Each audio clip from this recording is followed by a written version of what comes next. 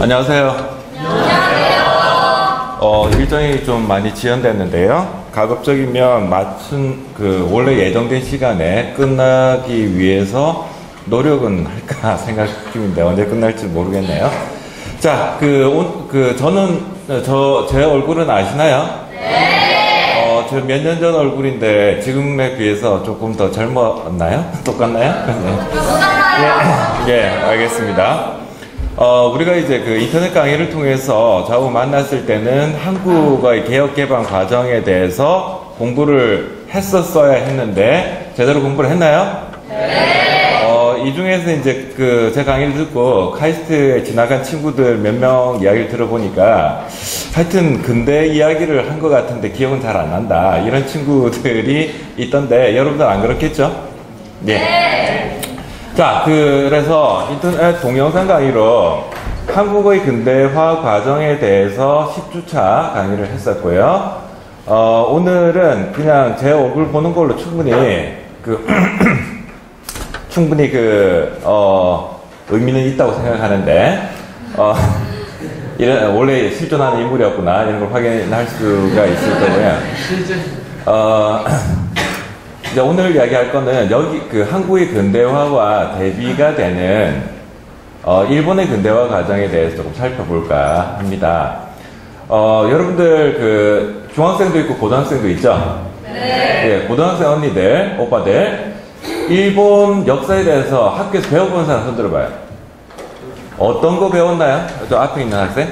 그냥 일본 전국시대부터 네. 동아시아 현재를 다루면서 약간 가볍게 배우죠. 그래서 앞으로도 계속 가볍게 다룰 거고요. 일본의 역사는 한국 세계사 교육 과정에서 그렇게 심도 깊게 다루지는 않고요. 가령 이런 겁니다. 일본은 메이지 유신을 통해서 근대국가로 도약했다. 이 정도를 배우지 메이지 유신이 이루어지는 과정까지는 제대로 안 배울 거고요. 그게 이제 한국 역사 교육에 원래 이렇습니다. 지금 교과서 문제가 굉장히 논란거리가 되어 있는데, 제 동영상 강의에 있는 내용도 국사 시간에 거의 안 배우는 내용이죠. 그거는 이제 국사 교과서가 편향됐다, 왜곡됐다는 이야기가 아니라, 역사는 굉장히 길고, 굉장히 다양한 내용이 담겨 있는데, 그 중에서 교과서에서 어떤 내용을 다룰 것인가라고 하는 것을 교육과정이라는 곳에서 한국교육과정평가원, 그러니까 나라에서 이런 것을 고등학생한테 가르쳐라고 국민공통교육과정을 만듭니다. 그 교육과정에 의거해서 교과서를 만드는 과정에서 어떤 것을 선택하고 어떤 것을 뺄 것인가. 근데 제 강의는 10주차 동안 제 강의는 그 중에서 빠진 것 중심으로 하다 보니까 교과서에서 안 배운 내용들이 많이 있는 것은 너무나 당연한 내용이고요. 그래서 이제 한국 교육 과정에서 일본의 역사는 그렇게 깊이 있게 안 다뤄지고 있기 때문에, 그럼에도 불구하고, 우리 이웃이잖아요. 그리고 경쟁자이기도 하고, 또 한때는 아픈 역사를 공유했던, 그러니까 한국의 아픈 역사를 만들었던 원흉이기도 하고 말이죠. 아직도 사자고 있지 않은 어떤 정치적인 현안이기도 하고, 그러다 보니 문제는 말이죠. 우리가 그러다 보니 일본의 역사를 깊이 있게 안 다루다 보니까 일본이 뭔지를 잘 몰라요, 한국 사람들이. 근데 여러분 다 이제 글로벌 리더십을 발휘할 인재들 아닙니까? 맞나요? 네. 네. 그러기 위해서는 말이죠. 적어도 일본은 요 정도라는 것을 알아야 되는데, 1시간 정도 시간이 저한테 주어져 있는데요, 이제. 1시간 동안에 일본의 근대 부분을 다 다룰 수는 없고요. 여러분들이 나중에 지금 당장에 공부를 시작하기는 어려울 거고요. 고등학교 과정을 마치고 나서 또는 관심 있는 사람들은 지금 당장에 이제 스스로 공부를 해도 좋은데, 독학을 하기 위한 어떤 필수 정보들 요 정도를 중심으로 해서 알려드리도록 하겠습니다. 여기 보시는 사진은요, 그림은, 일본에서는 굉장히 유명한 그림인데, 대정봉환이라고 하는 것을 하고 있는 장면을 그린 그림으로서 말이죠. 우리나라로 치자면 이순신 장군이 명랑대첩에서 일본군을 무찌르는 그런 그림 있잖아요. 그 그림만큼이나 유명한 그림이 이 그림이 됩니다. 이 대정봉환이라고 하는 것은 막부 정치에서 천황제 정치로 바뀌어가는 과정으로서 말이죠. 일본이 근대화의 시작을 알리는 그런 사건이었다고 볼 수 있는데요. 그럼 뭐 막군이 천황이니 이런 것을 한번 정리를 해볼까 합니다. 자, 일본은 말이죠. 일본은 천황제 국가잖아요. 그죠? 천황이라고 하는 게 있고, 일본 역사에 쇼군이라고 하는 게 있습니다. 그래서 이제 동아시아의 역사, 세계 역사도 마찬가지인데요. 동아시아의 역사는 이제 군현제라고 하는 방식의 지방 통치 방법이 있고, 봉건제라는 방식의 지방 통치 방법이 있는데요. 한국의 경우에는 한국의 반만년 역사 동안에 한 번도 봉건제를 공식적으로 채택한 적은 없었습니다. 일단 이제 군현제라고 하는 건 뭐냐면 말이죠. 왕이 지방 관리를 직접 임명하는 방식이고요. 봉건제는 왕이 지방 통치를 위해서 지방에다가 제후를 임명해서 그 지방 정권을 독자적으로 운영해 나가는 그런 방식을 말하는데 말이죠. 중국 역사로 치자면 한나라 같은 경우가 강력한 이 군현제, 그러니까 한나라부터 군현제가 시작됐다고 하고 그 이전은 다 이제 봉건제, 그러니까 봉건제가 더 과거의 방식이었다라고 하죠. 아무래도 왕이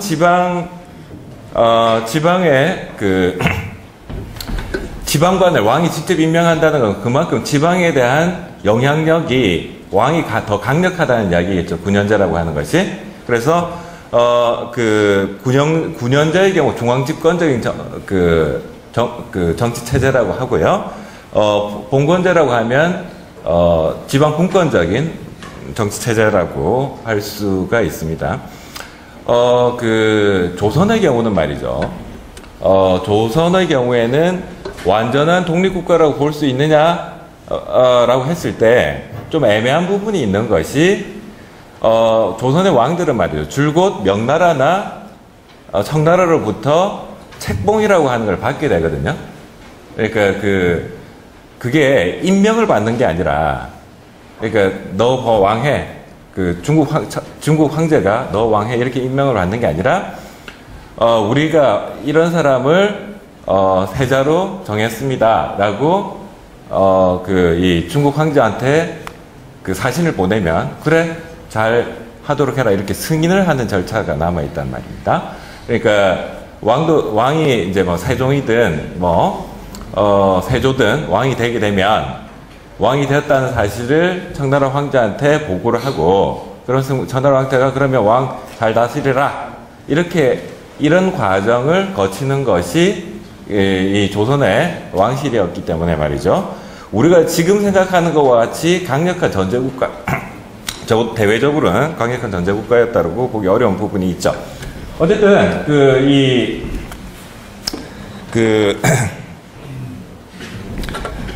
이 동아시아의 지방 통치 방법은 군현제라고 하는 게 있고 봉건제라고 하는 방법이 있다라는 거고요.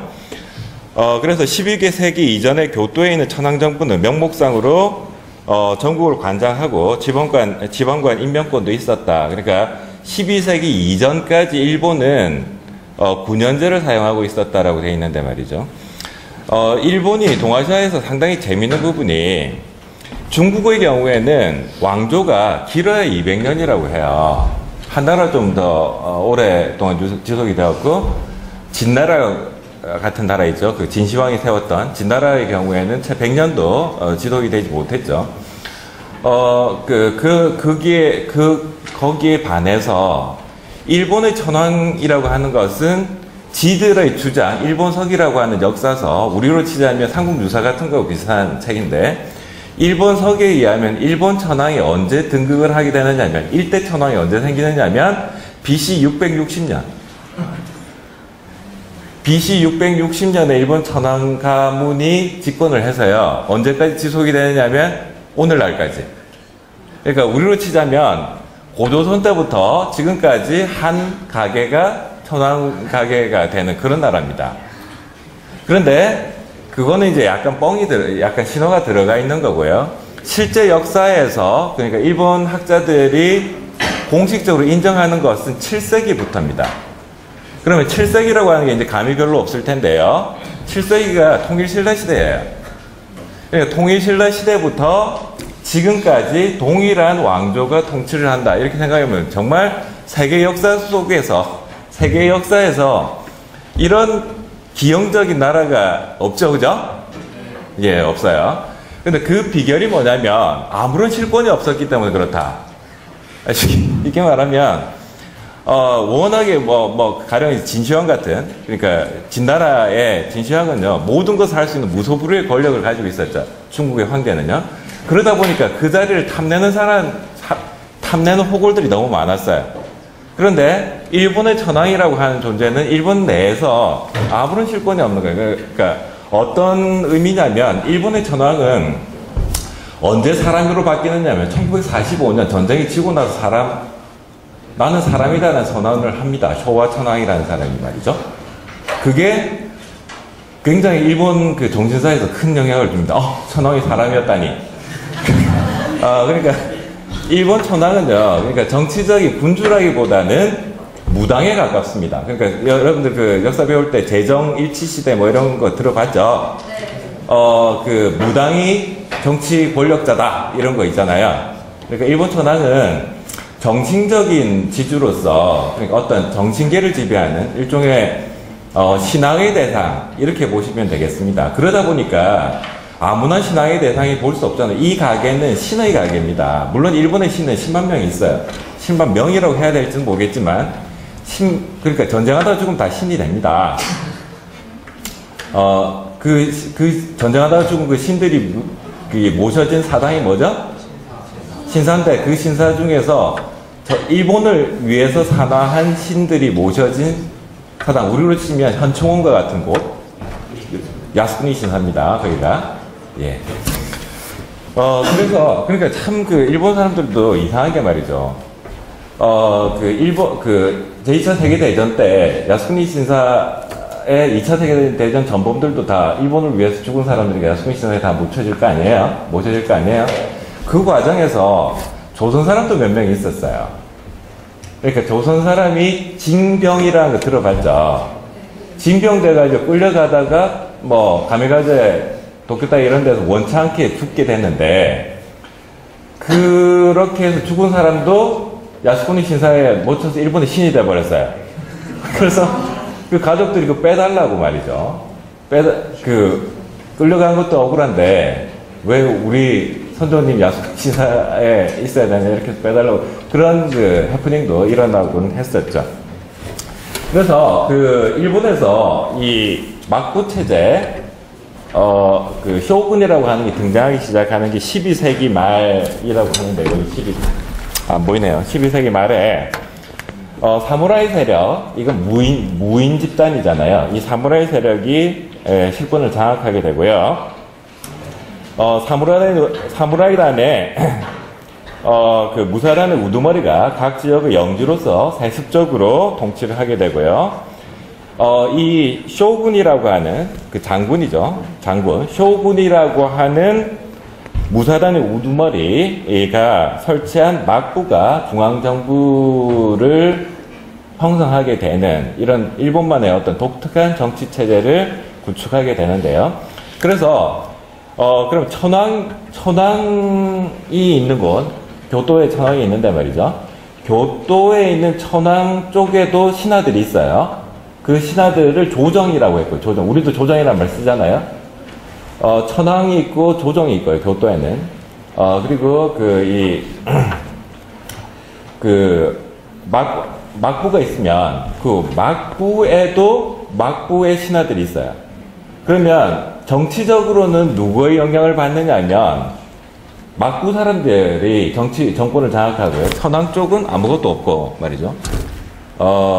그 기념식 날 한마디씩 하고 이 정도가 다인 게 이제 천황이었습니다. 그래서 천황의 조정과 쇼군의 바쿠가 있는데, 그럼 실질적으로 일본의 12세기 이후에 일본에서 정부라고 하면 조정이겠어요? 박후우겠어요?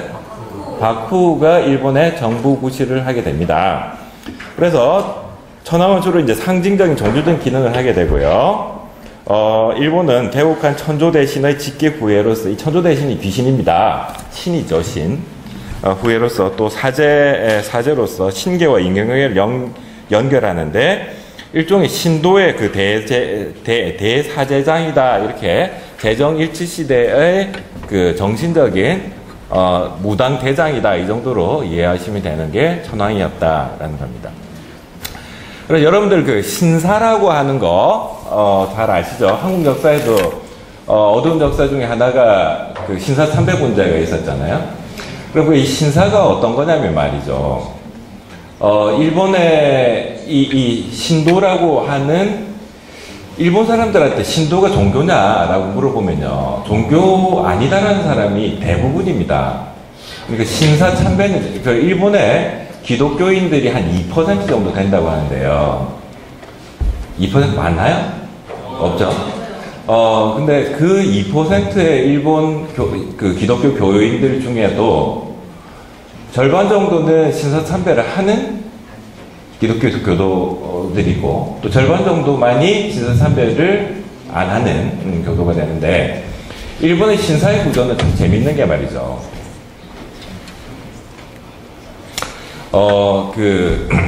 우리로 치면 행정구역이 있잖아요. 대한민국이 있고 대전광역시가 있고 그다음에 유성구가 있고 그리고 어운동이 있단 말이에요. 그러면 일본의 신사 조직이 어떻게 되어 있느냐면 어운동 신사가 있고 유성구 신사가 있고 대전시 신사가 있고요. 그리고 일본 전체를 관장하는 신사가 있습니다. 아까 나왔던 그 야스쿠니 신사 같은 경우가 일본 전체를 관장하는 그런 신사가 되거든요. 그러면 태어나면 일본 사람들이 태어나면요. 여러분들 태어나면 동사무소 가가지고 출생신고라는 걸 하죠. 그럼 출생신고를 동사무소에 딱 해요. 그러면 동사무소에서는 알아서 신사에다가 이런 사람이 김현경이라는 애가 태어났어요. 어운동에서 이런 식으로 통보를 해줍니다. 그래서 모든 일본 사람들은 행정조직에도 등록이 돼 있고 신사에도 다 등록이 돼 있는 거예요. 지금까지. 그래서 이제 그 우리로 치자면 그 일제강점기 때 보면 지금 가시면 남산신구론이라는 데가 있거든요. 남산공원 있잖아요. 남산신구론에 조선신궁이라고 하는 신사가 있었어요. 그게 조선 전역을 관장하는 신사였습니다. 행정구역들 그 신사 조직 중에 제일 큰 신사고요. 1940년대가 들어오면 내선 일체 주장을 하면서 내선 일체 이야기를 하면서 바로 요 옆에 있죠. 그 부여에 가면 부여신궁 그러니까 일본 천황의 가게가 이 그 백제에 뿌리를 두고 있다는 이야기 얼핏 들어본 적 있죠. 그런 것을 이제 일본에서 발굴을 해가지고 알고 보면 조선인과 일본이 같은 뿌리다 이런 것을 상징적으로 보이기 위해서 조선신궁이라고 하는 걸 부여에다가 엄청나게 크게 짓던 차에 전쟁이 져서 막을 내렸죠. 그래서 부여신궁은 완성이 안 된 상태에서 끝나게 됩니다. 자, 어쨌든 그래서 이런 겁니다. 일본의 그 아베라고 하는 지금 아베는 좋은 사람 나쁜 사람? 알아서 판단하시고요. 일본 아베라고 하는 총리 대신 또는 그 수상이 있잖아요. 수상이 행정을 관장을 하게 되고요. 천황이 이 신사 라인을 관장을 하게 됩니다. 그러니까 지금도 행정적으로는 실권이 전혀 없잖아요. 정치적으로는 실권이 전혀 없어 보이지만 일본의 천황은 지금도 굉장히 막강한 일본인들에게 정신적인 영향을 끼치고 있는 그런 존재다라고 이야기할 수 있겠나요? 네. 예, 그렇습니다. 그 정도 되고요. 그래서 가마쿠라 바쿠, 무라마치 바쿠 그러니까 실권이 있으면 중국의 경우에 중국의 강력한 전제 왕조는 수명이 200년이었다고 하거든요. 200년 동안 지속이 되기가 상당히 어려웠다. 반면에요, 한국의 왕조는 대체로 한 500년은 갑니다. 조선이 그랬고, 고려가 그랬거든요. 그랬는데, 이게 중국은 강력한 전제국가였는데 200년, 조선은 500년, 일본은 무한대란 말이에요. 일본 무한대. 아마 저 천원 가게가 끝까지 갈 것 같습니다. 그렇게 되는 것 중에 하나가 왕의 권한이 얼마나 강한가, 황제의 권한이 얼마나 강하냐에 따라서 다르게 끼는 것 같아요. 그러니까 청나라나 명나라의 황제는 엄청난 권한을 가지고 있기 때문에 그걸 탐내는 사람들이 많아서 왕권 교체가 자연스럽게 진행되는 반면에 조선에서는요, 우리 역사 교과서를 보면 대단한 전제국가인 것처럼 형성이 돼 있지만 대외적으로는요, 공식적으로 속방이라고 이야기를 합니다. 그리고 명나라나 청나라에게 왕의 책봉을 받으러 다니잖아요, 그죠? 그러니까 왕이 바뀔 때 황제가 임명하는 건 아닙니다만은 인준이라고 하는 걸 거칩니다, 그죠? 근데 인준을 못 받게 되면 세자든 왕이든 인준을 못 받게 되면 정통성에 굉장히 큰 문제가 생기니까 그 인준을 잘 받기 위해서라도 청에 대해서는, 명에 대해서는 절대적인 충성을 하게 되는 그런 과정들이 있었단 말입니다. 그래서 어쨌든 근데 그에 반해서 이 박후들 보시면 200년이 차 안 되죠. 이게 되는 게 이게 실권이 있는 조직이기 때문에, 정치 조직이기 때문에 200년에 한 번씩 교체가 되는 거고요. 여러분들이 알만한 사람이 이제 도요토미 히데요시라고 하는, 그러니까 무로마치 박후가 몰락하고 나서 전국시대라고 해서 여러 무사단들이 일본 전국의 어떤 실권을 장악하기 위해서 경합을 벌이게 되는데요. 그 과정에서 중국의 춘추전국시대하고 비슷한 식으로 각 지방마다 그 정치 세력들, 특히 이제 무인 집단들이 정부 실권을 위해서 이제 하고 있는데, 경쟁을 부르고 있는데, 그 과정에서 오다 노부나가라고 하는 사람이 일단 통일을 해요. 그리고 그 오다 노부나가의 비서였던 도요토미 히데요시가 그 자리를 차지하게 되죠. 이때 정통성 없는 권력이었던 도요토미 히데요시가 무사단의 관심을 바깥으로 돌리기 위해서 벌였던 전쟁이 뭐죠?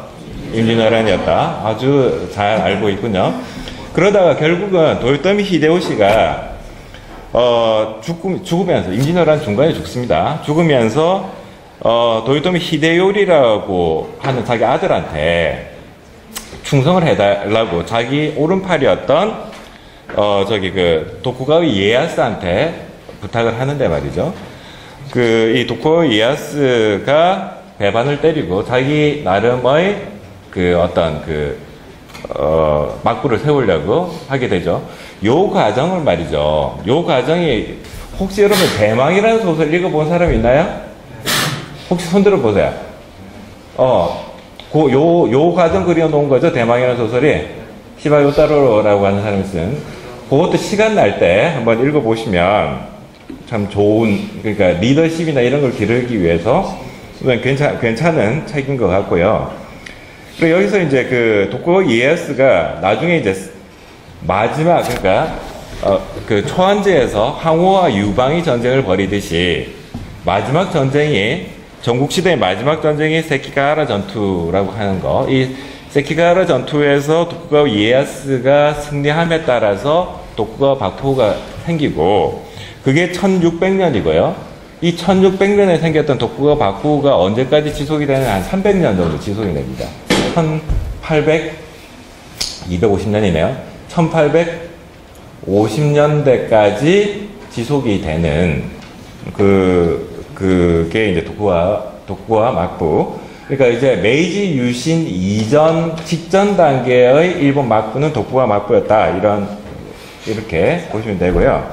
그래서 1603년에 에도에다가 박부를 열었는데, 그 에도가 너무나 유명한 도쿄의 옛날 이름입니다. 마치 서울의 옛날 이름이 뭐죠? 한양이라고 하는 그런 식의 그 에도에다가 막부를 열게 되고요. 그러면 이때부터 천황은 교토에 있고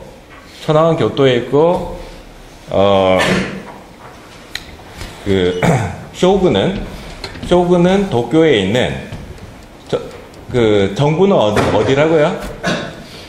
교토겠어요? 에도겠어요? 에도가 정부라고요?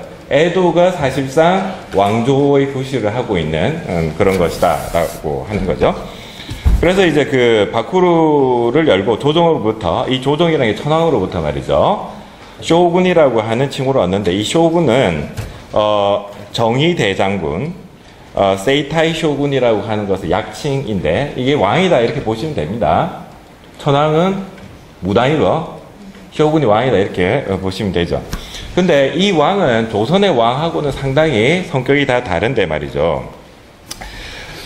번이라고 하는 거 들어봤죠? 번을 일본말로 하면 한인데, 번주가 있고요. 한슈라고 하는 번주가 있고, 이 번이 있고 번주가 있는데, 그러니까 이 번들의 번주를 다이묘라고 해요. 대명이라고, 다이묘라고 하는데, 강력한 지방의 통치자들을 말하는 게 다이묘가 되는데 말이죠. 그래서 이 다이묘들은 바쿠의 쇼군의 지배를 받는 그런 구조. 중앙정부는 쇼군이 지배를 하고 지방은 다이묘가 통치하는 봉건제로 운영이 된다 이겁니다. 그런데 이 그 도쿠가와 바쿠는 굉장히 그 바쿠 중에서도 굉장히 강력한 바쿠라서 전체 일본 땅의 4분의 1 정도가 도쿠가와의 직할령입니다. 그러면 나머지 번은 어떤 거냐면, 자, 이렇게 볼게요. 메이지 유신 직전 단계에 일본에 번이 몇 개가 있느냐면 275개의 번이 있었다고 그럽니다. 일본 땅덩을 275개. 참고로요, 한국의 도가 15개인가요? 요즘 세종시도 생기고 해서 10몇 개입니다. 근데 250개면 거의 군 정도 면적밖에 안 돼요. 그러니까 무슨 홍성군 요 정도 면적밖에 안 되는 게 이 일본의 그 번들의 크기였는데, 한번 볼게요. 번이 있고 군이라고 하는 게 있고 막부가 있는데, 일본은 고대로부터 60여 개 작은 나라인 군위로 구성이 되어 있었습니다. 그래서 군위는 다소 변동은 있으나 근대까지 이어지게 되고요. 그래서 도쿠가와 바쿠 시대에는 한이 설치되면서, 번이 설치되면서 면적이 넓은 군위가 그 안에 몇 개의 한을 두는 경우도 있고, 반대로 작은 군위가 몇 개가 합쳐져서 하나의 한을 형성하는 경우도 있었고, 군위는 정치적인 실체라기보다는 어떤 지방 명칭에 가깝습니다. 그래서 1868년 메이지 유신 전에 일본 전국의 한의 개수는 275개가 있었다라는 거고요. 근데 275개 중에 하나가 바쿠 직할령이란 말이에요. 275개 중에 하나가 바쿠 직할령이, 근데 전체 면적의 4분의 1을 차지했고, 그 중에서 돈 되는 지역들, 에도라든지 경도, 교토 말이죠. 교토하고 오사카, 이런 것들은 다 막부 직할령으로 포함이 되어 있습니다. 그래서 천황이 쇼군에게 권한을 위임하듯이 말이죠, 쇼군 또한 각 지방에다가 지방 다이묘들에게 기본적인 통치 기능을 위임하고 있는 그러한 정치 체제였습니다. 그래서 각 한의 그 세금 징수, 법령 공포, 징병, 재판권은 다이묘가 지니고 있었습니다. 그러니까 다이묘가 국가다 이렇게 보시면 됩니다. 그러니까 그 다이묘, 그리고 무사들도 바쿠에다 충성을 다하는 게 아니라 자기 소속 한슈들, 그 다이묘들에게 충성을 다하는 그런 구조였습니다. 그래서 정부의 4분의 1을 장악한 바쿠에게 비하자면 각계의 다이묘들의 힘이 미약했으나, 문제는요, 개미떼들이 코끼리를 이기는 방법은요, 때로 뭉치면 이길 수 있을 거 아니에요? 그죠? 그래서 한 개씩 번 하나가 바쿠와 경쟁을 한다는 건 이기기 힘든 싸움인데, 번들이 때로 뭉치면 바쿠와 대적을 하기가 쉬운 방법인 거죠. 그러면 박후에서는 철저하게 번들 사이의 연합이나 이 교류를 막으려고 노력을 했을 거 아니에요, 그죠? 그 지방을 통치할 때 박후에게 대적을 하지 못하도록 하는 방법은 번들 사이를 이간질하는 게 가장 좋은 방법이겠죠. 그래서 그 도쿠가와 체제 보면 요 새까만 부분들 있죠. 요 새까만 부분들, 그러니까 까말수록 박후의 영향권이 강하다 이렇게 보시면 되는데, 까만 곳이 박후 직할량이고요. 그 회색 지역이 고상계, 신번, 후다이번 이렇게 해서 뭐 굉장히 복잡하니까 그냥 여러분들 그 시험 칠 것도 아니고 나중에 이 책을 읽다 보면 이런 게 굉장히 어려워요. 어렵게 다가오는데 이 고상계, 신번, 후다이번 이게 뭐냐면 세키가하라 전투 때 도쿠가와 편이었던 사람들. 그 사람들은 무대를 했을 거 아니에요?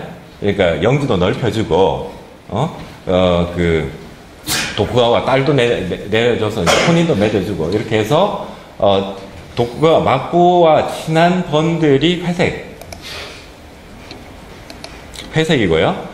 여기 허옇게 보이는 게 있는데 이 허옇게 보이는 것들이 세키가하라 전투 때 도쿠가와 대항했던 번들. 졌으니까 아무래도 언젠간 복수를 할 테야 뭐 이렇게 나올 거 아니에요? 그게 이제 도자마번이라고 해서 얘네들이 늘 그 정권의 위협 세력으로 존재하던 그런 번들이다 이렇게 보시면 되죠. 그래서 이제 그 다이묘를 분류를 하면요 이렇게 되는데, 신반 다이묘라고 해서 도쿠가와 이에야스와 혈연 관계를 가진 다이묘. 그다음에 고상케 다이묘면 도쿠가와 이에야스의 후손 가문인 오와리한, 미토한, 기휴한의 한수 가문을 말하고, 쇼군의 후계자를 정할 수 없을 때는 이 세 가문 중에 후계자를 낼 수 있는 권한을 가지고 있었고, 후다이 다이묘, 도쿠가와 이에야스와 깊은 주종과 관계를 맺었던 세력들로서 박후 정치에 참여가 허용된 다이모. 요 세 가지가 박후와 우호 세력들이고요. 도자마 다이묘는 세키가하라 전투 이전에는 도쿠가와 박후를 이전부터 다이묘, 이른바 이제 후다이 다이묘와 달리 전투 이후에 맞불을 섬긴 다이묘들로서 박후와 주종 관계를 약속했지만 독자적 세력 기반을 지닌 지방 세력가로서 언젠가는 복수할 테 이렇게 나가고 있던 그런 세력들이 이 허옇게 되어 있는 이 부분들이었다 이겁니다. 그래서 이것을 막는 가장 좋은 방법은, 그러니까 이 박후가 다이묘들은 결국 다이묘들을 통제할 수 있는 가장 강력한 방법이 뭐냐면 참공교대라는 방법으로써요. 모든 다이묘들 275개의 그 번들에 있는 번주들로부터 1년 동안은 에도에서 거주하고 1년 동안은 니네 영지에서 거주해라 라고 하는 방식으로 250년 동안 지속이 됩니다. 이게 이제 1600년대 초에 확립이 된 것으로요. 모든 다이묘 가문은 일정한 수의 관리, 가신, 경호병들을 에도에 상주시켜 놓고 다이묘 자신은 에도와 자신에 한해서 1년씩 교대로 머물러야 하는 그런 제도인데요. 이렇게 하다 보니까 반란을 하게 되면 에도에 있는 애 잡아 족치면 되는 거죠. 에도에는 자기 아들도 있어요. 그죠? 그리고 그 효과가 있어요. 일종의 볼모로서 다이묘 지방관 자체가 지방관인데 에도에 있으니까 반역을 일으키려면 그냥 에도에 있는 놈 쳐버리면 되는 것이고요. 그 효과가 있고, 첫 번째 효과, 그런 게 있고, 두 번째 효과는 뭐냐면, 이 당시에 뭐 KTX가 있었던 것도 아니고, 신칸센이죠. 신칸센이 있었던 거 아니고, 비행기가 있었던 거 아니고, 요딴 식으로 지방과 에도를 왔다 갔다 합니다. 그리고 다이묘가 그냥 허름한, 여관 같은 데 잘 수는 없잖아요. 이거 한번 왔다 갔다 하는데 돈이 너무너무 많이 깨진다는 거죠. 그러니까 지방의 그 번들의 재정을 박살을 내놓습니다. 그러니까 박후 직할력들은 박후의 경우에는 이 짓을 안 해도 되잖아요. 그러니까 박후는 계속 부유해지고 번들은 계속 가난해지게끔 만드는 그런 좋은 방법이 산긴고다의 창군교대라고 하는 그런 방법이었습니다. 1년에 한 번씩 다이묘들은 에도와 자기 영지를 왔다 갔다 하게끔 그런 방법이었죠. 자, 여러분들이 그 사무라이는 너무나 유명한 이름이니까, 사무라이는요, 도쿠가와 체제의 지배계층으로서 군사, 행정의 실무를 담당을 하고요. 도쿠가와 바꾸 성립 이후 200년 동안 평화가 지속되면서 전사로서 사무라이 성격은 퇴색해 들어갔다. 자, 사무라이는 원래 싸움하는 사람들, 무사들인데요. 칼싸움하는 사람들인데 200년 동안 칼을 쓸 일이 없어진 거예요. 그러다 보니까 사무라이가 이제 신분으로 바뀌게 됩니다.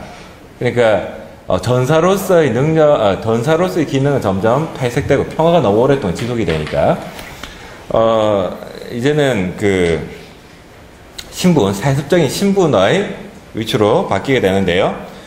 다이묘로부터, 자, 사무라이는요, 바쿠로부터 이 봉급을 받는 게 아니라 다이묘들, 그러니까 번으로부터 그 봉급을 받고, 사무라이의 소속은 번에 소속이 되어 있습니다. 물론 바쿠도 번이니까 바쿠 직할 사무라이들도 있겠죠. 그래서 근데 사무라이들 자체가 계층이 굉장히 많이 다양해지는데, 사무라이들이 계층이 아주 다양한데 제일 높은 사무라이가 하타모토인데, 하타모토부터 아시가루라고 하는 제하층 사무라이들이 있는데, 이게 이제 우리로 치면 양반, 중인, 평민, 천민 이렇게 4등급으로 나눠져 있었잖아요, 조선시대가. 그러니까 여기서는 사무라이 계급이 하타모토와 아시가루인데, 아시가루까지가 양반이라는 거예요, 우리로 치면. 무슨 말인지 알겠어요? 네. 근데 그래서 아시가루까지가 전 인구의 6%입니다. 조선시대 양반은요, 우리가 알고 있는 그 아주 강력한 지방 통치자로서의 양반은 2~3% 정도로 추정이 되고 있는데, 실제로 호적상으로는 80%가 양반이에요. 그 증거를 한번 알아볼까요? 여러분들, 양반 출신 손 들어봐요. 다 쌍놈 출신인가? 손 안 든 사람들? 다 양반 출신이죠? 그래서 80%라는 겁니다. 자, 그 우리나라에서 면천이 계급제가 없어진 게 서류상으로 없어진 게 언제죠? 가보개혁이죠. 1894년이죠. 94년인데 가보개혁 때 우리 면천됐다 손 들어봐요. 한 명 있어요? 네. 그렇게 해서 참 희한한 게요. 면천은 분명히 됐는데 면천된 후예들은 하나도 없는 이런 나라예요. 이 나라가. 자기 집에는 족보가 없다? 족보가요. 전체가 80%가 족보가 없었는데요. 후손들은 다 족보가 있는 그런 하여튼 이상한 나라가 되어버렸는데, 그래서 사무라이 계급은요, 보면 하타모토가 제일 높아서 쇼군 직속무사로서 1만석의 녹봉을 받고 쇼군의 아련이 가능하고 주군의 군기를 지키는 무사단, 굉장히 높은 신분이었던 사람이고요. 그러니까 굳이 서열을 따지자면 쇼군이 제일 높고 왕이고 제일 높고, 그 밑에 275개의 번주들, 다이묘라고 한다고 했죠. 다이묘가 275명이 있었고, 하타모토가 몇천 명이 있었다고 그래요. 하타모토. 이 하타모토는 그러니까 그 쇼군을 지키는 사람이니까 굉장히 그 높은 신분이었고, 고케닌이라고 하는 사람, 어가인 이렇게 되는데, 쇼군 직속무사로서 100석 미만의 녹봉을 받고 쇼군을 직접 발언할 수는 없었고, 경제적인 궁피에 시달렸고, 야간 경비를 통해 부수입을 얻기도 했는데, 부유한 상인 농민이 고케닌의 양자 신분을 금전적으로 매입해서 무사 신분을 얻는 것이 공군에 이루어졌고요. 다음에 한시라고 하는 게 번에 소속되어 있는 무사인데, 그 상급무사인 조씨가 있고 하급무사인 가씨가 있고, 가령 이런 겁니다. 똑같은 지금 그 한시라고 하더라도요, 지배계층 6% 이내에 있는 지배계층인데, 가씨가 조씨를 만나면요, 말에서 내려와서 무릎을 꿇고 인사를 해야 됩니다. 우리나라 양반들은 그렇진 않았잖아요. 다 같은 양반이면요, 그냥 양반 사회에서는 적어도 평등했잖아요. 그죠?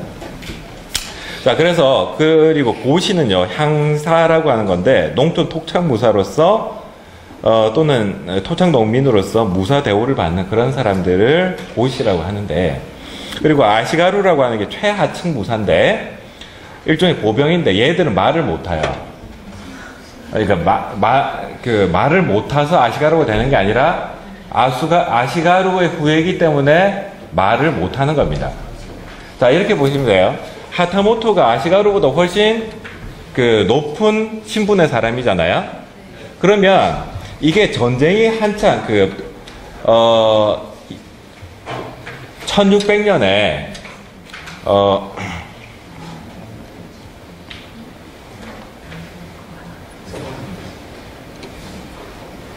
자, 1600년에 도쿠가와 막부가 처음에 들어섰을 때 하타모토가 된 사람들은요, 싸움 잘하니까 하타모토가 됐겠죠.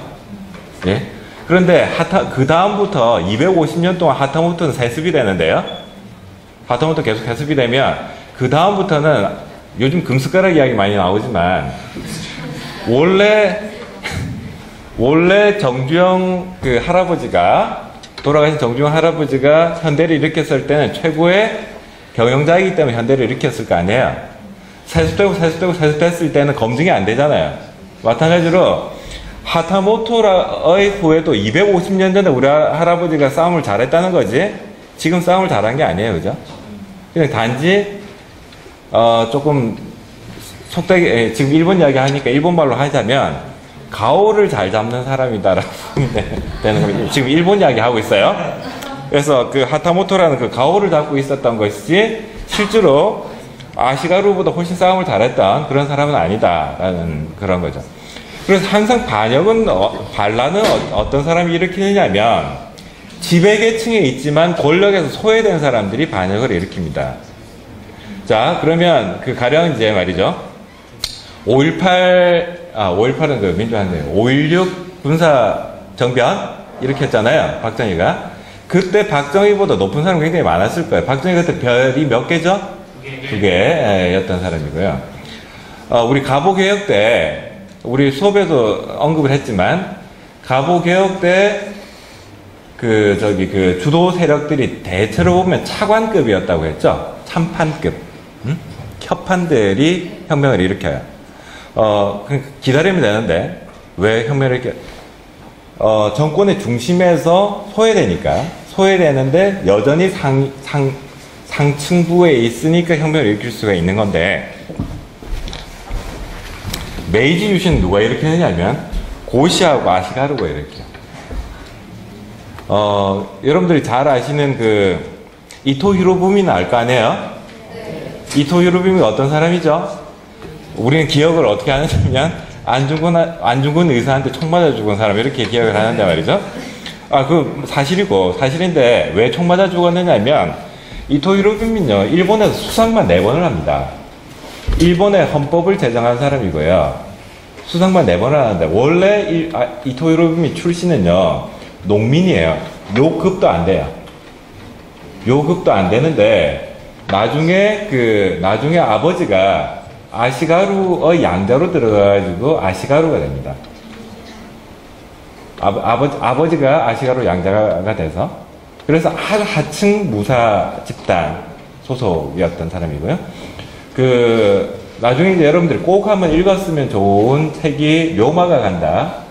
사키모토 료마라고 하는 게 일본으로 치자면, 한국에서는 근대의 영웅이 없는데요. 뭐 영웅이 있어봐야 이제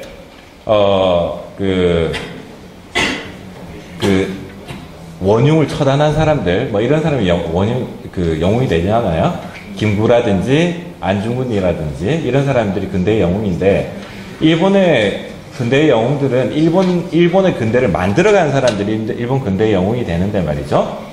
그래서 일본 근대의 영웅 중에 최고로 치는 사람, 일본인한테 가장 인기 있는 역사적 인물을 한 명 꼽으라고 하면 사키모토 료마를 꼽는데, 그 사키모토 료마가 메이지 유신을 성공적으로 이끌었던 사람인데, 신분이 뭐냐면 고시입니다. 고시 신분. 그래서 메이지 유신이 이 고시와 아시가루, 그리고 아까 요 중에서 얘네들이 소속된 번은 어느 번이겠어요? 위에 세 개, 막부하고 친한 번이겠어요? 아니면 막부하고 안 친한 번이겠어요? 막부하고 안 친한 번 소속의 고시들이 일으킨 혁명이 메이지 유신이었다. 이렇게 보시면 되겠습니다. 그래서 이제 이 무사도가요, 여러분들 영화 좋아하시는 분은 말이죠, 라쇼몽이라는 영화를 꼭 한번 봐주시면 좋겠습니다. 영화를 좋아하시는 분. 이게 이제 이게 사무라이, 진실이란 무엇인가 이런 테마를 담고 있는데, 라쇼몽의 마지막 장면에 보면 그러니까 정말 엄청난 결투씬이 나오는데 말이죠. 용맹하게 사무라이들끼리 결투를 하는 게 아니라 눈에 흙 집어넣고 말이죠. 이빨로 뜯어먹고 막 이런 이렇게 개싸움을 하는 걸 보게 되는데, 사무라이하고 도적하고 싸우는데 말이죠. 사무라이들이 칼을 쓰는 걸 두려워하는 그런 장면이 나오는데, 굉장히 사무라이를 잘 해석했다라고 보는 건데요. 왜 그러냐면, 사무라이라는 게 원래 전쟁에서 먹고 사는 사람들인데 250년 동안 전쟁이 안 일어나다 보니까 아버지가 전쟁을 경험한 사람들이에요. 그런데 나는 여전히 무사인데, 이렇게 보시면 됩니다. 지금 뭐 금숟가락 흙숟가락 이야기 하는데, 하타모토가 제일 높은 사람이라고 했죠. 그러니까 참모총장 아들이 계속 참모총장 하는 거예요. 손자 참모총장 하고요. 다음에 아버지가 중사예요. 중사 하사관이에요. 그러면 손자가 계속 중사하는 거예요. 그럼 이 사무라이 집단이 어떻게 되겠어요? 굉장히 이상한 집단이 될 거 아니에요. 전쟁을 수행할 능력이 없어지는 그런 집단으로 바뀝니다. 그래서 그 과정을 설명하는 건데요. 그래서 무사도라고 하는 거, 정말 이 글씨는 정말 무사도에 맞게끔 힘이 넘치는 글씨인데 말이죠. 육체적 용맹, 부하에 대한 관용, 상관에 대한 충성과 희생, 이런 것들이 무사도의 핵심인데요. 200년간 평화기간 동안에 전장에서 목숨을 바쳐 싸워볼 기회가 전혀 없었어요. 그래서 궁술과 검술은 에어로빅이라고 보시면 됩니다. 헬스클럽 다니듯이 궁술과 무술을 익혀요. 그래서 실제로 사키모토 료마가 에도로 가는데요. 에도로 가는 이유가 도사번이라고 하는 곳에서 에도로 가는 게 뭐냐면, 도사에다가 먹고 살 게 없으니까, 하급 사무라이라 해서 먹고 살 게 없으니까 도사에 에도에서 제대로 된 무술을 배워서요, 도사에서 무술 학원을 차리려고 에도에 이제 갔다가 이제 새로운 신사상을 접하게 되는 겁니다.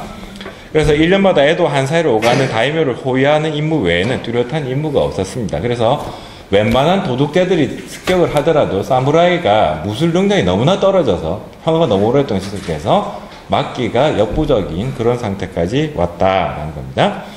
그래서 사무라이 직위는 능력이 아닌 신분과 출신에 따라 결정이 됐고요. 그래서 개항 직전, 우리가 이제 메이지 유신 직전에 사무라이들은 무인 정신을 상실했고요. 위기를 당하면 10중 8구 부녀자처럼 유약했고 풍기는 상인처럼 범속했다. 그러니까 여러분들이 생각하시는 엄청난 사무라이 정신, 이런 거 없다, 이렇게 보시면 됩니다. 이게 이제 한국에서도 마찬가지로 양반계층이 원래는 굉장히 문을 숭상하고 공맹의 도를 익히고 뭐 이런 건데, 이게 세습 이렇게 되다 보니까 말이죠. 개항 직전 때 보면 거대한 수구적인 세력으로 바뀌는 그런 모습들을 보게 되죠. 그런 과정이고요. 그래서 대다수의 사무라이는 15성 미만의 복록을 받았기 때문에 수입을 보충하기 위해서 온갖 굳은 일도 다 마다하지 않았다는 거고요. 특히 검술학원을 많이 하게 되죠. 부유한 평민과 결혼하고 사기, 갈치, 숭호업 등을 하기도 하고요. 그래서 조선만 세국 정책을 썼느냐? 일본도 세국 정책을 썼어요. 일본은 일단 첫 번째가 기독교에 대한 공포. 한국에서도 기독교에 대한 공포는 굉장히 심했습니다. 조선시대 기독교에 대한 공포가 심해서 우리 동영상에 그 이야기 나오나요? 양화대교라고 들어봤죠?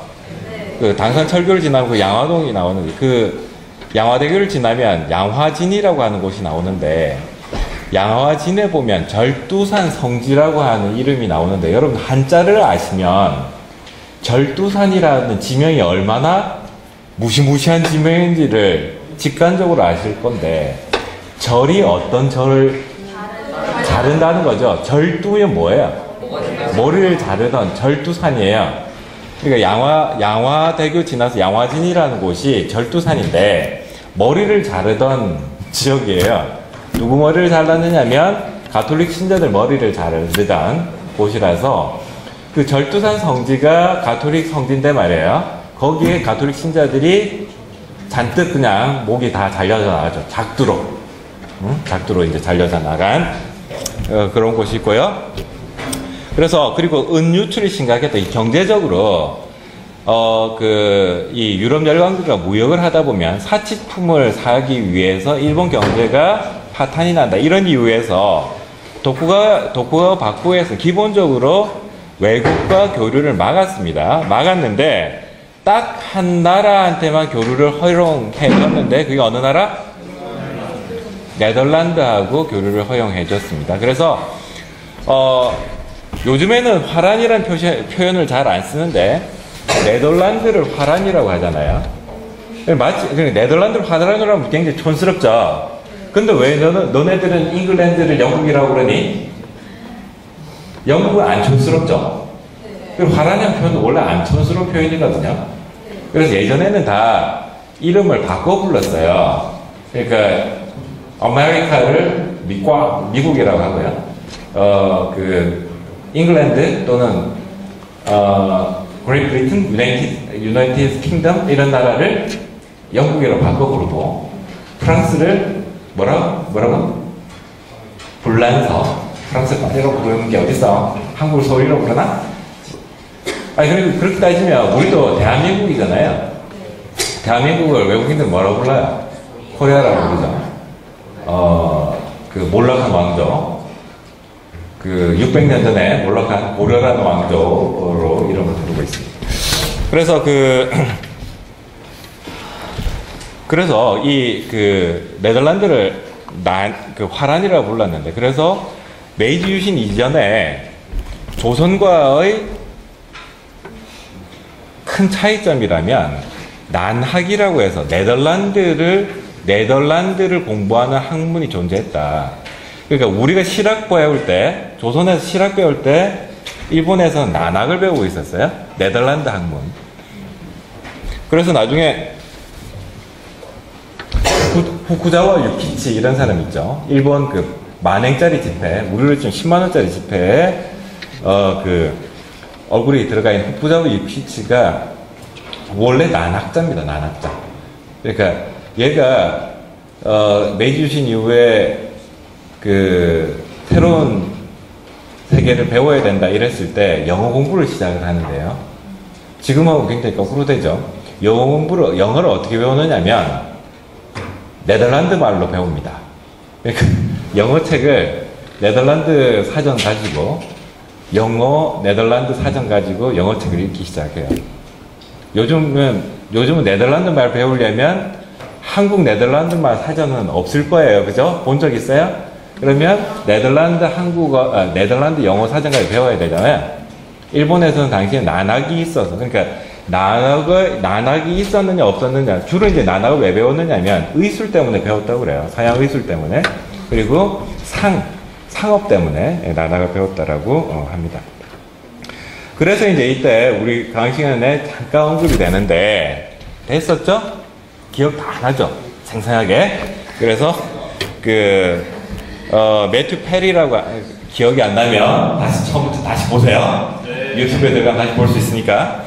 그래서 그 페리 제독이 미국의 극동함대 소속 군함을 이끌고 대체로 그 에도만 바깥에 위치한 우라가 앞바다에 나타나는데, 우라가면 지금으로 우리로 치면은 인천 정도에 나타난다고 보시면 됩니다. 강화도 이런데 나타나고 무력 시위를 했고요. 그 필모 대통령의 친서를 전달하고, 그래서 6월 12일까지 한 열흘 정도 있다가 떠나게 되는데요. 그래서 그 이듬해에 올 테니까 그때까지 결정을 해달라고 했고요. 이때 바쿠의 처지는 이런 겁니다. 저들과 맞서 싸우자니 도저히 이길 자신은 없고, 그죠? 그리고 저들과 화친을 하자니 쇄국 정책에 어긋난단 말이죠. 그리고 저들에게 괴항을 하자니 겁이 나요. 일본이 망할 것 같죠. 항상 우리가 개혁 과정에서 늘 이런 과정을 거치잖아요. 경부고속도로를 닦으면 나라가 망할 것 같은 그런 생각도 들고요. 그리고 미국과 FTA를 체결하면 나라가 망할 것 같은 그런 과정도 우리 많이 여러분들도 겪어봤죠. 개항 과정에서는 엄청난 진통이 돼서 바쿠가 안 하던 짓을 하는데요. 이 모든 과정을 원래는 지들끼리 알아서 결정을 했습니다. 바쿠가. 그런데 이게 너무 큰 사안이고 미국과 대항해서 스스로가 싸우기 어려우니까 다이묘들한테 275개 다이묘들 있죠. 다이묘들한테 의견을 물어봅니다. 이게 그만큼 바쿠가 힘이 빠졌다는 걸 보여준 상징적인 사건이라고 볼 수 있는데요. 다이묘들한테 미국과 개항해도 되겠니? 의견을 물어보는데요. 다이묘들은요, 현재 남아있는 61건의 회답을 보면 대부분은 미국 측의 통상 요구를 거절해야 된다고 하고 전쟁은 피해야 한다고 합니다. 통상을 거부하면 전쟁이 일어나는데 통상은 거부하고 전쟁은 하지 말라고 그래요. 우리 그 동영상 강의 때도 봤죠. 한국하고 똑같은 상황인데 말이죠. 미국과 수교하라고 하니까 러시아가 침략해 올지도 모르니까 수교하라고 해서 러시아는 침략할 의도가 없으니까 미국과 수교하지 말아달라고 하는 게 유림들의 반응이었죠. 그럼 비슷한 반응이에요. 그러니까 이런 거죠. 경제 위기는 타파하되 미국하고 뭐 별다른 FTA나 이런 조약은 체결하지 마라. 말이 안 되는 거잖아요, 그죠? 그러니까 그런 이율배반성이라고 하는 것들을 보여주고 있었다. 그러다가 이제 그 이듬해에 미일 화친 조약을 맺게 되고요. 그래서 이제 영사 주재를 허약하고 미국에 대한 최애국 대우를 인정하게 되고, 그 다음에 이제 그 1856년에 3년 있다가 54년에 화친 조약, 58년에 미일 수호 통상조약이 체결이 되는데, 그래서 그 56년에 이제 미국 총영사 해리스가 시모다에 도착을 하고 제한적 개방에 불만을 갖고 통상의 자유화를 주장을 했고 쇼군화를 요구하면서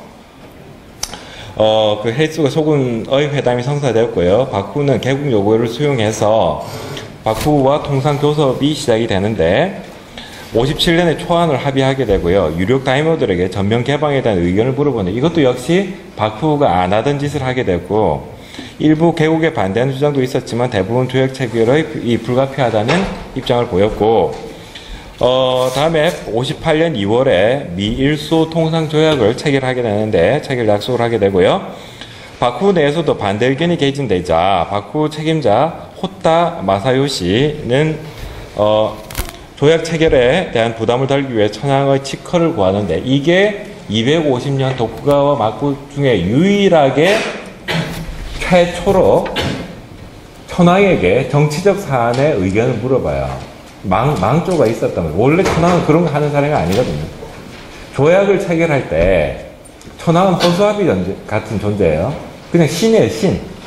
종교적 숭배의 대상인데 얘한테 조약 체결해도 되겠습니까? 물어본다는 거죠. 그런데 이때는 원래는 천황은 허수아비이기 때문에 바쿠가 조약 체결해도 되겠어요? 라고 하면 그렇게 하라라고 해야 되는데 그렇게 하지 말아라고 하는 거예요. 문제가 더 꼬이게 되죠. 그죠? 괜히 안 물어봐도 되는 거 괜히 물어봐가지고 이 문제가 더 꼬이게 돼서 천황이 치커를 불허하는데 박후가 이런 것에 대해서는 생각조차 해본 적이 없죠. 왜 천황에 대해서 치커를 요청을 했느냐면 자기가 정통성이 없으니까 그러니까 그 유력한 다이묘들이 일제히 반대를 하게 되면 자기가 맞서 싸울 자신이 없으니까 천황의 명령이다라고 하는 식으로 그 명분을 가지고 그 다이묘들의 이 동요를 잠재울 생각이었는데 천황이 그렇게 하지 말라고 해서 정통성을 더 잃어버리게 된 거죠. 그런데 문제는요, 천황이 하지 말라고 한다고 안 할 성질의 것이 아니었단 말이죠. 그러니까 이 상태에서 조약 체결을 거부하면 미국과 전쟁을 해야 되는 그런 상황이었기 때문에 그래 당황을 하게 됐고 사태 수습을 위해서 보스파 이 나우스케가 박후 최고 직책인 다이로를 박탈하고 천황의 마음을 돌리기 위해 노력했지만 해리스 조약 조인 노력했지만 결국은 천황의 치커 없이 해리스와 조약을 그 미일소 통상조약을 체결해서 다이묘들에게 통보를 했는데 이때부터 다이묘들이 본격적으로 말이죠. 그러니까 그 미일통상조약은 아주 불공정한 그러니까 일본이 조선과 체결한 조일 그 강화도 조약의 이야기의 내용이 미일소 통상조약의 내용과 거의 흡사합니다. 그래서 이 5개 나라 네덜란드, 영국, 러시아, 영국, 프랑스와도 통상조약을 체결해서 이때의 조약을 안세이 5개부 조약이라고 한다라는 거죠. 그래서 두 차례에 걸친 개국 과정에서 박후의 전제권에 대한 변화가 시작이 되었고요. 이 과정에서 박후는 조정과 다이묘들에게 조약 체결에 대한 의견을 2차례 물었는데 이는 전례의 어떤 일이고 그만큼 박후의 세력이 약해졌다는 걸 보여주는 사례였고 통상조약 체결 과정에서는 조정이 박후의 결정에 반대하는 초유의 상황이 발생했고 묻지도 않았어도 전혀 문제되지 않았을 천황의 치커 없이 조약 체결을 강행하자 천황, 조정, 공경, 조정의 공경 그리고 유력 다이묘, 일본 무사히 이르기까지 광범위한 계층에서 박후를 반대하는 그런 운동 그렇게 해서 이때 이제 드디어 존왕양이 운동이 시작이 되는데 왕을 받들고 이 왕은 천황을 말하고요. 왕을 받들고 외세를 배격하자는 그런 운동을 벌이게 됩니다. 그래서 메이지 유신의 초기 형태는 반외세 운동, 반외세, 반막부 운동이었다 이렇게 보시면 되겠어요. 그런 부분에서 우리나라의 조선에 있어서 신사척사운동 우리 배웠거든요. 그죠? 신사척사운동과 똑같았어요. 다른 점이 있었다면 유린들은 그 상태에서 계속 머물러 있었고요. 사무라이들은 존왕양이 운동을 벌이다가 존왕이라는 게 결국 왕을 받들려면 박부를 없애야 되니까 반막부 운동이 되잖아요. 막부를 없애고 왕을 더 바친다. 다시 말해서 천황에게 실권을 주고 천황의 실권 준다는 게 큰 의미가 있는 게 아니라 박후를 없앤다는 겁니다. 막부는 없애고 강력한 전제국가를 만들어 놓고 외세를 배격하자고 운동은 시작됐는데 중간에 막부들이 나중에 이제 사무라이들이 이 존왕양이 운동했던 사무라이들이 가만 생각해 보니까 너무 강한 거예요. 서양 애들이 너무 강해서 외세를 배격하는 걸로 되는 문제가 아니라 외세로부터 개혁을 유도해내자. 그래서 존왕만 남고 양이는 순간에 흐지부지 사라지게 됩니다. 그렇게 해서 메이지 유신 때는 강력한 개혁 운동으로 전개될 수 있었던 이유가 존왕양이 운동에서 양이라는 가치를 그렇게 크게 고집하지는 않았기 때문에 한국과 일본의 근대화 간에 조금 차이가 생겼다라고 보시면 되죠. 그래서 천황이 미토안의 통상조약 체결을 문책하는 내용의 밀칙을 내렸고 그 무호의 밀칙인데 유례없는 천황의 정치 개입이었고, 그러니까 미토안으로부터 박후를 공격하라는 이야기입니다. 박후가 천황의 내 말을 안 들었으니까 미토안 니네들이 세력을 모아가지고 박후를 공격해도 정통성을 인정해주마, 이런 이야기가 되었던 거죠. 그래서 미토안은 도쿠가 나리아키를 비롯한 유력 다이모들 에도성에 가서 조약 체결을 비판하며 결정 번복을 요구했고요. 박후는 강경 탄압책으로 바꾸어서 박후의 권위를 회복 시도했고, 그래서 58년과 59년 2해 동안 박후의 강력한 탄압으로 조정의 공경, 도쿠가 나리아키를 비롯한 유력 다이묘들, 그 가신들, 박후와의 개혁파 관리들, 조낭장이파 사무라이 등 100여 명 이상이 투옥되는 사건이 벌어지는데 이 사건을 안사이 대옥이라고 한다. 그래서 59년에는 박후의 탄압에 굴복해서 조정은 조약 체결을 양해하는 칙서를 내렸고, 이때부터 이제 조낭장이 운동이 거세게 일어나서요. 그래서 이 조낭장이 운동만 보시면 오랑캐들에 의해서 이 신국이라는 나라가 일본입니다. 자, 일본에서 국이 이제 일본말로 하면 군인데 말이죠. 이 군인은 작은 그 행정구역들을 말하고요. 일본 전체를 나타내는 관념을 쓸 때 신국, 천황을 모신다는 의미에서 신국이 오염됐다. 그래서 독립의 불안을 느낀 사람들이 일으킨 배회운동, 그래서 중하급 사무라이들이 주도를 했다. 그래서 대부분의 조낭장의 운동가들은 조슈, 사스마, 도사, 미토 등의 웅번들에서 출연을 했는데, 이 웅번은요 275개의 번들이 세력이 다 똑같은 것이 아니라 굉장히 힘이 센 번들이 있는데 그 힘센 번들을 웅번이라고 이야기를 했다라는 거죠. 그래서 주로 20대 정열적인 젊은이들이 주도를 했고요. 그래서 하노이 정치에 참여할 수 없는 위치에 있었던 중하급 부사들이 주도를 했고, 폭력과 암살 등의 극단적인 투쟁 방법을 이용했고, 또 이 조나양이 운동부터 이토 히로부미가 두각을 나타내기 시작했는데, 이토 히로부미가 초기에는 암살적을 시작을 하잖아요. 그래서 박후 세력들의 주요 요인을 암살하는 자객으로 자기 이름을 떨치는 사람이 이토 히로부미입니다. 그래서 이제 드디어 말이죠, 사초 동맹이라고 해서 원래 사스마라고 하는 그 번하고 조슈라는 번은 서로 안 친했다는 거예요.